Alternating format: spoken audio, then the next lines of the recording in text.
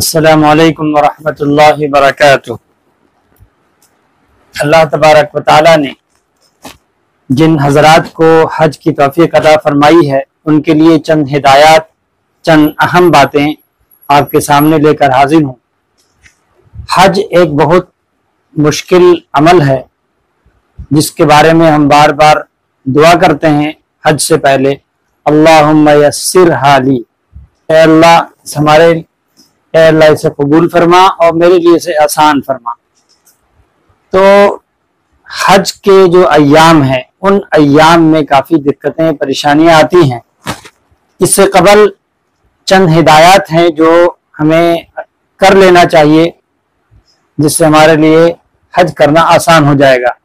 سب سے پہلی بات یہ ہے کہ حج میں بہت ساری دعائیں ہیں جو پڑھی جاتی ہیں۔ سب سے پہلے تلبیہ ہے، لبیک اللہم لبیک لبیک لا شریک لک لبیک ان الحمد والنعمت لک والملک لا شریک لک۔ اسی طرح اور بھی بہت ساری مختلف دعائیں ہیں، تو ان دعاؤں کو پہلے سے ہی یاد کر لیں، اس کا اہتمام کریں، روزانہ 1 لائن 1.5 لائن 2 لائن ان کو یاد کرنے کا اہتمام کریں۔ اب حج کی تیاری میں لگ جائیں، کیونکہ پھر حج عید کے بعد یعنی عید الفطر کے بعد جو ہے حج کے سفر کے لیے تیاریاں اور تیز ہو جائیں گی، تو اس سے قبل ہی ہم دعاؤں کا اہتمام یعنی یاد کرنا شروع کر دیں اور اللہ تبارک و تعالیٰ سے حج کے آسانی کے لیے دعا بھی کرتے رہیں۔ دوسری بات یہ ہے کہ حج کے ایام میں بھیڑ اور ازدحام بہت زیادہ ہوتا ہے۔ ان ازدحام سے کافی دقتیں پریشانیاں ہوتی ہیں، کیونکہ گھروں میں سہولت کے ساتھ رہنے کی عادت ہے، گھر میں کوئی نہیں ہے، کمرے میں ہم آرام سے ہیں، لیکن جب ہم حج کے لیے جائیں گے تو منی میں خاص طور سے چھوٹی اور مختصر جگہ دی جاتی ہے جس میں رہنے میں کافی دقتیں آتی ہیں۔ وہیں پر سامان بھی رکھنا ہے، وہیں پر آرام بھی کرنا ہے، وہیں پر اگر نماز پڑھنا ہو تو وہیں پر کرنا ہے۔ تو ان ایام میں خاص طور سے کافی دقتیں آ سکتی ہیں اور آتی ہیں، تو کوئی مسئلہ نہیں ہے، 2-4 روز ہی تو صرف برداشت کرنا ہے، تو برداشت کی عادت ڈالیں، یعنی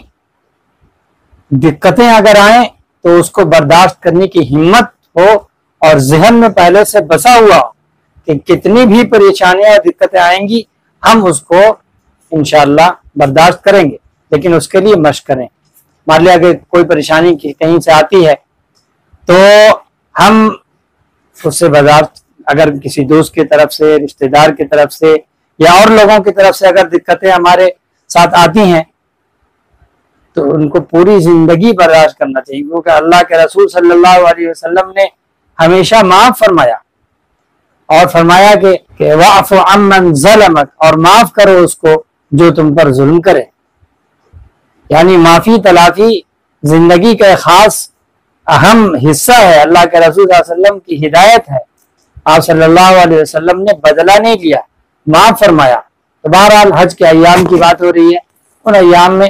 تو کہیں اگر ہم بازار جائیں ان دنوں بھیڑ بھاڑ ہو تو اس میں گویا کہ ہماری عادت بن جائے۔ ایک تو یہ بات ہو گئی۔ دوسری بات یہ ہے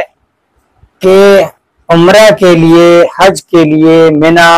اور حرم میں اور پھر سعی میں یعنی طواف میں بھی چلنا پڑتا ہے، بغیر چلے طواف ہوگا ہی نہیں، تو چلنے کی عادت ڈالنا ہمیں ضرور چاہیے۔ جیسا ابھی جانے میں کافی وقت ہے، 1.5-2 مہینہ ہے، تو اس سے قبل ہم روزانہ اپنے علاقے میں، قرب و جوار میں، محلے میں ½ کلو، 1 کلومیٹر، 2 کلومیٹر روزانہ چلنے کی عادت ڈالیں۔ ایک بار میں یعنی کم سے کم 2 کلو 3 کلومیٹر چلنے کی عادت رہے گی،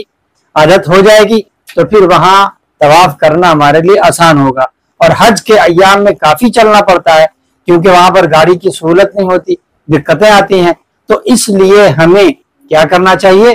پیدل چلنے کی بھی عادت ڈالنی چاہیے۔ ایک اور بات یہ ہے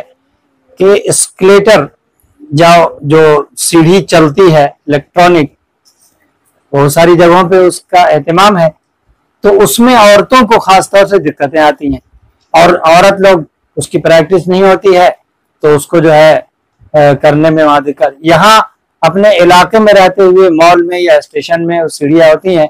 الیکٹرانک، اس پر چلنے کی عادت ڈالیں تاکہ وہاں اگر اتفاق پڑ جائے تو دقت نہ آئے۔ وہاں کی تیاری کے لیے دعاؤں کا خاص طور سے اہتمام کریں، اور وہاں کے لیے جو ساز و سامان ہے، جو اسباب ہیں، جو ہدایات حج سے متعلق حج کمیٹی کی طرف سے دی جاتی ہیں، اس کو ضرور ہم پڑھیں، اور اس کو بہت سارے میڈیکل سے متعلق جیسے ٹیکہ وغیرہ لگانے کا آتا ہے، تو جو ہدایت دیا جائے حج کمیٹی کی طرف سے اس کو ضرور بھی ضرور کرنے کی کوشش کرنا چاہیے۔ یہ چند باتیں تھیں جو بہت ہی ضروری اور نہایت اہم ہیں، اسے ہم آج ہی ابھی ان دنوں تو ابھی روزہ کے ایام چل رہے ہیں، روزہ کے جو ہی ایام ختم ہوں، یعنی عید الفطر کے فوراً بعد سے چہل قدمی کی عادت ضرور ڈالیں تاکہ ہم بسہولت بآسانی جو ہے طواف اور عمرہ اور سعی وغیرہ سارے ہم آسانی کے ساتھ کر سکیں، کیونکہ چلنا ہی چلنا وہاں ہوتا ہے، بغیر چلے کام نہیں چلے گا، ورنہ پھر ویل چیئر ہے، لیکن ویل چیئر تو ان لوگوں کے لیے جو بوڑھے ہوں، بہت زیادہ معمر ہوں، جو جوان نظر آتے ہیں، تو ان کو چاہیے کہ اس کا اہتمام کریں۔ اور آج کل ہم لوگوں کے پیدل چلنے کی عادت کم ہو گئی ہے، گاڑیاں جگہ جگہ پر ہیں، اس لیے خاص طور سے پیدل چلنے کی عادت ڈالیں۔ السلام علیکم ورحمۃ اللہ وبرکاتہ۔